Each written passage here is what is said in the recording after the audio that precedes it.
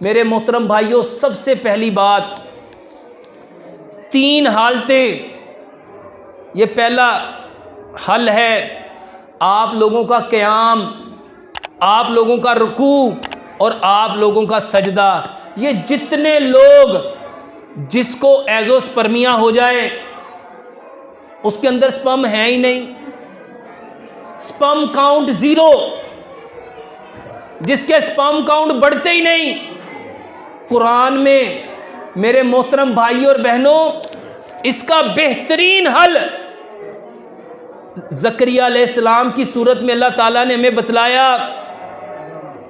मेरे मोहतरम भाइयों, पहली हालत आप लोगों की नमाज, उसमें क़याम, उसमें रुकू और उसमें सजदा, ये इक्वल कर लो।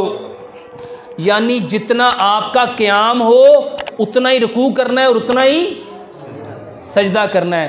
और क़याम करने का जो बेहतरीन तरीका प्यारे पैगंबर जनाब मोहम्मद सल्लल्लाहु अलैहि वसल्लम ने बतलाया, अपनी छाती के मुताबिक पाँव खोलो, अपनी छाती के मुताबिक पाँव खोलो, ताकि आपके ये जो टेस्टीज हैं ये आपकी थाई के साथ टच ना हो।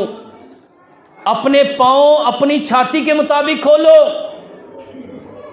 और जब रुकू करो तो मेरे मोहतरम भाइयों आपकी सारी हड्डियां सीधी होनी चाहिए। आपकी टांगों की हड्डियां, आपके बाजू की हड्डियां, आपकी कमर की हड्डियां बिल्कुल स्ट्रेट, कि अगर कोई प्याला पानी का आपकी कमर पे रख दिया जाए तो वो झलके ना, वो गिरे ना।